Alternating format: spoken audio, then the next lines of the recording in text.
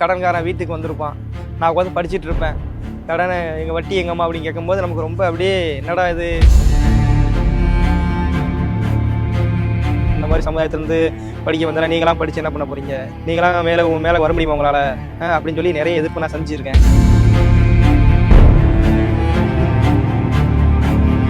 வேகத்துக்கு போட்டு போனாலும் கேட்பாங்க, என்னடா நீ இன்னும் படிச்சுட்டு தான் இருக்கியா, எப்போ தான் நீ பாஸ் ஆவ, அவங்க கூட படித்தாங்கன்னா நேரத்துக்கு எங்கேயோ போயிட்டாங்க, நீ என்னடா இன்னும் படிச்சுட்டே இருக்க, படிக்கல ஊரை ஏமாத்திட்டு இருக்கியா அப்படின்னாங்க.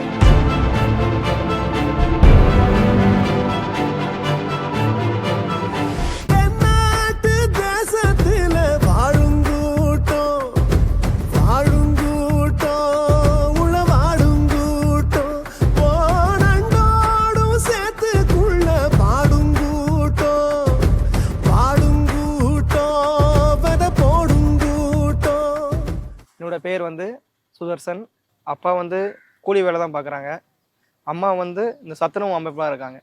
என்னோட கூட பிறந்தவங்கன்னு பார்த்தீங்கன்னா அண்ணன் பேர் வந்து முத்துப்பாண்டி, அடுத்து நான், தங்கச்சி சிஸ்டர் ஒருத்தர் இருக்காங்க. உண்மையிலே எக்ஸ்பெக்ட் பண்ணல இந்த ரிசல்ட்டை வந்து நான் பார்த்த உடனே 16 கம்யூனல் ரேங்க் 11 எக்ஸ்பெக்டே பண்ண முடியல என்னால். என்னடா இது நம்ம 16 ரேங்க் எடுத்துருக்குன்னு சொல்லி அதோட எக்ஸ்பெக்ட் பண்ண நம்ம சொல்ல வார்த்தை இல்லை. நம்ம அந்த அளவுக்கு நம்ம அவ்வளோ மகிழ்ச்சியாக இருந்துச்சு. வீட்டில் சொன்னோன்னா வீட்டில் எல்லாருமே ஹாப்பி, அம்மா அண்ணன் எல்லாருமே ரொம்ப ஹாப்பியாக இருந்தாங்க. சப்போர்ட்டே என்னோடய ஃபேமிலி தான். அதில் பெஸ்ட்டு எங்கள் அம்மா தான். என்ன வந்தாலும் பரவாயில்ல நீ படின்னு சொல்லி படிக்க வச்சது ஃபுல்லாகவே எங்கள் அம்மா தான். நானே வேலைக்கு போகிறேன்னு சொன்னேன், ஆனால் எங்கள் அம்மா இல்லை வேண்டாம், வேலைக்கெலாம் போக வேண்டாம், கண்டிப்பாக நீ படி, கவர்மெண்ட் ஆஃபீஸர்லாம் சொல்லி எங்கள் அம்மா தான் என்னை படிக்க வச்சாங்க. வீட்டுக்கெலாம் கடன்காரன் வீட்டுக்கு வந்திருப்பான், நான் உட்காந்து படிச்சுட்டு இருப்பேன்.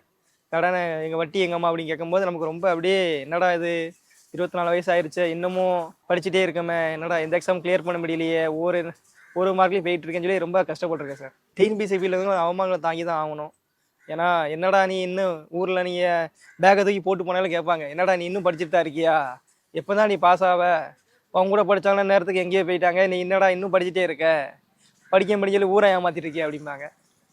ஒருத்தரையா நம்ம பதில் சொல்ல முடியாமல் நான் கடந்து போயிடுவேன். அதோட வழி சொல்ல முடியாது. நம்ம அதுக்கெல்லாம் தீர்வு வந்து நம்ம பாஸ் ஆனால் மட்டும்தான் அதுக்கான தீர்வே நம்ம பாஸ் ஆகிறது தான். கூட பிறந்தவங்கன்னா சும்மா இல்லைன்னு எனக்கு அண்ணனை பார்த்தா நான் தெரிஞ்சுக்கிட்டேன். ஏன்னா அம்மா என்ன தான் சப்போர்ட் பண்ணாலும் ஃபினான்ஷியலாக பிரச்சனை வரும்போது அண்ணன் தான், இல்லை நான் குடும்பத்தை நான் பார்த்துக்கிட்டுறேன், நீ படித்தா தான் நம்ம என்ன பண்ண முடியும், மேலே போக முடியும், முன்னேற முடியும், படித்தா மட்டும் தான் நம்ம வாழ்க்கையில் முன்னேற முடியும்னு சொல்லி நான் ஒவ்வொரு எக்ஸாம்லேயும் 0.5ல் 1 மார்க்கில் நான் விடும்போது எனக்கு நானே சொல்லுவேன், நான் இங்கே வேறு வேலைக்கு போயிடுறேன், இது எனக்கு வேண்டாம், டிஎன்பிஎஸ்சி வேண்டாம், நான் வேறு வேலைக்கு போகிறேன்னு சொன்னப்போ அண்ணன் தான், இல்லை நீ படி உன்னால் முடியும்னு சொல்லி அண்ணன் தான் என்னை படிக்க வச்சாங்க. முழு சப்போர்ட் வந்து எனக்கு அண்ணன் தான்.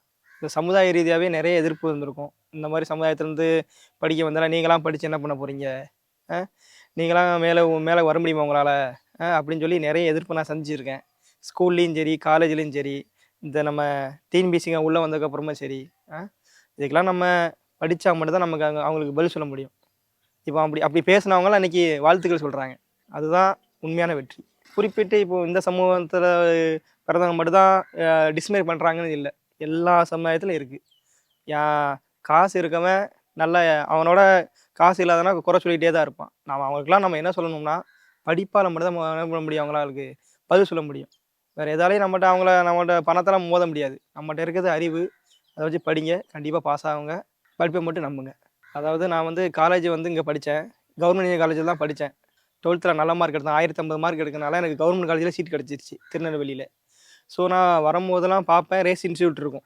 ஸோ இந்த மாதிரி ஒரு இன்ஸ்டியூட் இருக்குது, படித்தா நம்ம வேலைக்கு போயிடலாம்னு சொல்லிவிட்டு அடுத்து நானும் காலேஜ் முடிச்சதுக்கப்புறம் 2-3 விட்ட கேட்டேன், நல்லாயிருக்கும் இன்ஸ்டியூட்டில் சேருங்கன்னு சொன்னாங்க. நான் தான் இன்ஸ்டியூட்டில் சேர்ந்தேன். டிஎன்பிஎஸ்சி என்னோடய பையனை வந்து கொஞ்சம் லாங் டைம் பயணம். ஏன்னா நான் 2021 காலேஜ் முடித்தேன். ஒரு 4 வருட கஷ்டங்களுக்கு அப்புறம் இப்போ தான் போஸ்டிங் கிடச்சிருக்கு. மற்ற இன்ஸ்டியூட்டை விட நான் ஏன் ரேஸை ப்ரிப்பேர் பண்ணுறோம்னா, அதோட இன்ஃப்ராஸ்ட்ரக்சர் வேறு மாதிரி இருக்கும். ஏன்னா நமக்கு படிக்க வைக்கிது, மற்ற இன்ஸ்டியூட்டில் நமக்கு படிக்கிறதுக்கு அதாவது ஒரு இன்ஸ்டியூட் போகிறோமா, கிளாஸ் எடுத்துகிட்டு முடிச்சுட்டு அவ்வளோதான். ஆனால் ரேஸில் பொறுத்த வரைக்கும் மென்டார்ஷிப் இருக்கும். எந்த இன்ஸ்டியூட்லேயுமே இல்லாத மென்டார்ஷிப் வந்து ரேஸில் மட்டும்தான் இருக்கும். நீங்கள் காலையில் கிளாஸ் நடத்துகிறாங்களா, மத்தியானம் மென்டர்ஷிப் இருக்கும், அதுக்கப்புறம் டெஸ்ட்டு எவாலுவேட் பண்ணுவாங்க, படிக்கிறது தனியாக ஸ்டடி ஹால் இருக்குது, லைப்ரரி சப்போர்ட் இருக்குது. ஸோ அதான் மற்ற இன்ஸ்டியூட்டை கம்பேர் பண்ணும்போது ரேஸ் வந்து இன்ஃப்ராஸ்ட்ரக்சர், அதாவது படிக்கிறதுக்கு ரேஸ் வந்து ரொம்ப உதவிகரமாக இருக்கும். சார் என்னோட டிஎன்பிஎஸ்சி பையனை எடுத்திங்கன்னா, நான் 2021 காலேஜ் முடித்தேன். காலேஜ் முடித்து நான் 2021 செப்டம்பர் 6ஆம் தேதி நான் ரேஸில் வந்து அட்மிஷன் போட்டேன். அதுக்கப்புறமே 2022 குரூப் 2 எக்ஸாம் வந்துச்சு. அப்போ வேஸ்டிங் இப்போ வேக்கன்சி வந்து நிறைய போட்டிருந்தாங்க. கிட்டத்தட்ட 6,000 வேகன்சி போட்டிருந்தாங்க. என்னோடய ஃபஸ்ட் அட்டம்ப்ட்லேயே நான் வந்து டிஎன்பிஎஸ்சி ப்ரீலிம்ஸ் பாஸ் ஆனேன். போகோ அப்போ படித்தா ஈஸியாக பாஸ் ஆகலான்னு சொல்லிட்டு நான் அடுத்த மெயின்ஸுக்கும் ரேஸில் தான் வந்து படிச்சுட்டு இருந்தேன். படித்து பார்க்க ஓவராலாக கிடைக்கல. இந்த அடுத்த எக்ஸாம் வந்து அடுத்து 2022 நவம்பர் ப்ரீலிம்ஸ் ரிசல்ட் விட்டாங்க. அடுத்து 2023 தான் மெயின்ஸ் வச்சாங்க. அது ஒரு லாங் டேர்ம் அந்த அந்த குரூப் 2 வந்து கொஞ்சம் லாங் டேர்மாக போச்சு. ரிசல்ட்டு வந்து கொஞ்சம் தள்ளி போயிட்டே இருந்துச்சு. ஆனால் அதில் வந்து எனக்கு ஓவராலாக கிடைக்கல. சரின்னு சொல்லிட்டு அடுத்து 2024 இப்போ நடந்த குரூப் 2ல் நான் மறுபடியும் ப்ரீலிம்ஸ் பாஸ் ஆகிருந்தேன். மெயின்ஸ் அட்டம்ப்ட் கொடுத்தேன். கவுன்சிலிங் வந்து எனக்கு இந்த இந்த இந்த இயர் ஜூலை 24 எனக்கு கவுன்சிலிங்கு. நான் உள்ளே போய் கவுன்சிலிங் காலில் உட்காந்து எனக்கு கிடைக்கல. குரூப் 2 ஃபாரஸ்ட்டாக செலக்ட் ஆகிருந்தேன். அதே 2024 குரூப் 4லேயும் நான் ஃபாரஸ்ட் கார்டுக்கு செலக்ட் ஆகிருந்தேன். ஃபிசிக்கல் எல்லாம் முடிச்சாச்சு. வண்டலூர் ஜூவில் வச்சு 4 மணி நேரத்தில் 25 கிலோமீட்டர் எல்லாம் ஓடி எல்லாம் முடிச்சு ஃபிசிக்கல் எல்லாம் அட்டன் பண்ணி கவுன்சிலிங் காலுக்கு போய் ஏஜ் பெர்மிஷன் எனக்கு வேலை கிடைக்கல. எனக்கு முன்னாடி 4 பேர் இருந்தாங்க. ஏஜ் பெர்மிஷன் எனக்கு வேலை கிடைக்கல. இப்போ நடந்த குரூப் 4 2025 குரூப் 4ல் தான் 161 கொஷின் போட்டு லெவல் வாங்கியிருக்கேன். ரொம்ப சந்தோஷமாக இருக்குது. நான் இப்போது 2025 ஜூன் 15 நடந்த குரூப் 1 எக்ஸாமும் நான் பாஸ் ஆகிருக்கேன். ப்ரீலிம்ஸும் நான் கிளியர் பண்ணியிருக்கேன். இப்போ மெயின்ஸுக்கு தான் நான் படிச்சுட்டு இருக்கேன். அதுவும் கண்டிப்பாக நான் நல்ல முறையில் எழுதுவேன். நல்லா தான் படிச்சுட்ருக்கேன். இப்போ நான் குரூப் 2 எழுதியிருக்கேன். செப்டம்பர் 28 குரூப் 2 எக்ஸாம் நல்லா எழுதியிருக்கேன். கண்டிப்பாக அதுவும் பாஸ் ஆயிடுவேன். இந்த மாதிரி நீங்கள் பார்த்தீங்கன்னா நம்ம ஊர் வந்து ஒரு கிராமம், அதாவது திருநெல்வேலி டிஸ்ட்ரிக்டில் ரொம்ப குட்டி கிராமம் தான். பஸ் வசதிலாம் அந்தளவுக்கு இல்லை. பஸ் ஏறணும்னா 2 கிலோமீட்டர் நடந்து போய் பைபாஸ் போய் தான் பஸ்ஸு பிடிச்சி போகணும். ஸோ எனக்கு பஸ்ஸுக்கு போக்குவரத்து வந்து கொஞ்சம் போக முடியாதனால நான் மேனேஜரை கேட்டேன். இந்த மாதிரி நான் ரேஸ் இன்ஸ்டியூட்லேயே தங்கிக்கலாமா, நான் தங்கி படிக்கலாமான்னு கேட்டேன். அவரும் சரிடா தங்கி படிக்கலாம்னு சொன்னார். தங்கி படித்து வாய்ப்பு கொடுத்த ரேஸுக்கு ரொம்ப நன்றி. நான் அப்படி படிக்க போய் தான் நான் கண்டிப்பாக பாஸ் ஆனேன். இப்போ நீங்கள் பார்த்தீங்கன்னா இப்போ நடந்த குரூப் 4ல் நான் வந்து எனக்கே ரொம்ப ஆச்சரியமாக இருந்துச்சு. கொஸ்டின் எடுத்து பார்க்குறேன். ஃபஸ்ட் கொஸ்டின் கங்காவும் கொடுத்துருக்கான். 2வது கொஸ்டின் பார்க்குறேன் உலகம் கொடுத்துருக்கேன். என்னடா கங்காவும் உலகம் கொடுத்துருக்கான்னு சொல்லி ஒன்றுமே புரியலன்னு சொல்லிட்டு நான் என்ன பண்ணோம்னா ஃபஸ்ட்டு நான் மேக்ஸ் எழுதுனேன். பார்த்தா மேக்ஸ் கொஞ்சம் ஈஸியாக இருந்துச்சு, இருந்த மாதிரி இருந்துச்சு எனக்கு. சரி இப்போ மேக்ஸை ஃபஸ்ட்டு எழுதுமான்னு சொல்லி ஃபஸ்ட்டு மேக்ஸ் போட்டேன். 25க்கு 24 மேக்ஸ் போட்டேன். ஒரே ஒரு கொஸ்டின் மட்டும் தெரியல. அந்த மென்சுரேஷனில் ஏதோ ஒரு அந்த ஏரியா கொஸ்டின் கொடுத்தேன். அந்த ஒரு கொஸ்டின் மட்டும் எனக்கு தெரியல. அதுக்கப்புறம் ஜிஎஸ் அப்ரோச் பண்ணேன். அதுக்கப்புறம் தமிழ் போனேன்.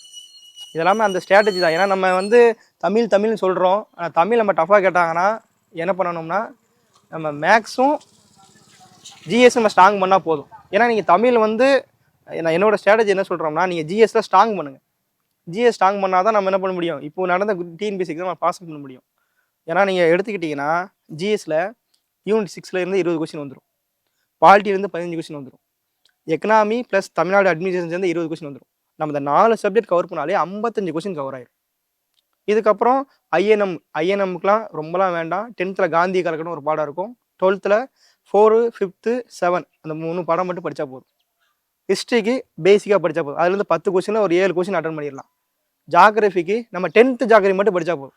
1லேருந்து 6 வரைக்கும் இருக்கும் ஜாகிரபி பாடம். 10th ஜாகிரபி மட்டும் படித்தா போதும். நம்ம எவ்வளோக்கு ஜிஎஸ் ஸ்ட்ராங் பண்ணுறோமோ அவ்வளோ நம்ம டிஎன்பிஎஸ் பாஸ் ஆக முடியும். ஏன்னா நீங்கள் தமிழ் வந்து நீங்கள் எவ்வளோ தான் படித்தாலும் கலைச்சொல் வந்து நம்ம எவ்வளோ தான் படிக்க முடியும். அதுலேருந்து 10 கொஸ்டின் கேட்குறான் கலைச்சொற்கள். ஆனால் கலைச்சொற்கள் வந்து நம்ம 1000 வேர்டு படித்தாலும் அங்கே 1001 வேர்டாக தான் இருக்க போகுது. மரபு தொடர் அப்படி தான். ஸோ என்னோடய ஸ்ட்ராட்டஜி என்னென்னா நீங்கள் ஃபஸ்ட்டு மேக்ஸு ஜிஎஸ் ஸ்ட்ராங் பண்ணுங்கள். தமிழை வந்து புரிஞ்சு படிங்க. இலக்கணம் ஓரியன்டாக படிங்க. கான்செப்ட் படிங்க. ஏன்னா முன்னாடியமான எப்படி கேட்குறாங்கன்னா இப்போது ஸ்கூல் புக்கை மட்டும் கேட்குறது இல்லை, கான்செப்ட் தான் கேட்குறான். அதாவது தன்வினைனா என்ன, செய்வினைனா என்ன. முன்னாடி என்ன கேட்டாங்கன்னா அந்த எக்ஸாம்பிள் அப்படியே கேட்டால் அதை எடுத்துக்காட்ட இப்போ வந்து கான்செப்ட் தான் கேட்குறான். ஸோ நீங்கள் தொடர்ச்சியாக படிங்க, கன்டினியூஸாக படிங்க, ரிவிஷன் பண்ணுங்கள். இன்றைக்கி படித்ததான் நாளைக்கு ரிவிஷன் பண்ணால் மட்டும்தான் நம்ம பாஸ் பண்ண முடியும். இதெல்லாம் பார்த்தீங்கன்னா இப்போது என்னோடய குடும்பத்தில் நான் தான் முதல் அரசு அதிகாரி. ஆமாம். ஸோ இப்போ என்னை பார்த்து எங்கள் ஊர் மக்கள்லாம் பசங்கள்லாம் இப்போ நான் சொன்னால் கேட்பாங்க. முன்னாடிலாம் சொன்னால் ஆமாம் நீ என்ன படிச்சுட்டு தான் இருக்க, நீ மேலே வேலைக்கு போகிறவரை என்னை வந்து சொல்லுன்பாங்க. ஆனால் இப்போது என் பேச்சுக்கு ஒரு மரியாதை இருக்கும். எங்கள் ஊரில் இன்னும் நூலகம் கட்டியிருக்காங்க, இன்னும் அதை திறக்காமல் இருக்காங்க. என்னோடய முதல் எய்ம் என்னென்னா நூலகம் எங்கள் ஊரில் ஒரு லைப்ரரி கட்டியிருக்காங்க. அந்த நூலகத்தை திறந்து புக்ஸ் எல்லாம் வாங்கி கொடுத்து எங்கள் ஊர் மக்களை முதல்ல நான் படிக்க வைக்கணும். அதான் என்னோடய முதல் எய்ம். இந்த ரேசர் அகாடமி தான் எனக்கு எல்லாமே சப்போர்ட் பண்ண ஸ்டாஃப்னு பார்த்தீங்கன்னா ஃபஸ்ட்டு இசக்கி சார். அவர் தான் எனக்கு எந்த டவுட்னாலும் நான் அவர்கிட்ட தான் கேட்பேன். இசக்கி சார், மென்டார்சி சப்போர்ட் கொடுத்த லிங்கம் சார்.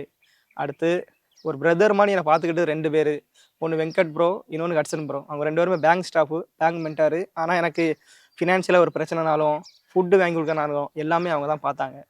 கடைசியாக ஆனந்த் ப்ரோ, அவர் தான் இப்போ டிஎன்பிஎஸ்சி மென்டாராக இருக்கார். அவர் மட்டும் இல்லைன்னா அந்த குரூப் 4 எக்ஸாம் பாஸ் பண்ணியிருக்க மாட்டேன். ஏன்னா அவர் தான் நான் கரெக்ட் டைமில் கொண்டு போய் எக்ஸாம் காலில் விட்டு 8:50க்கு நான் எக்ஸாம் கால் போனேன். ஸோ அவங்களால நான் நன்றி சொல்கிறேன். மற்ற எல்லா ஸ்டாஃப்ஸுக்குமே என்னோட நன்றி.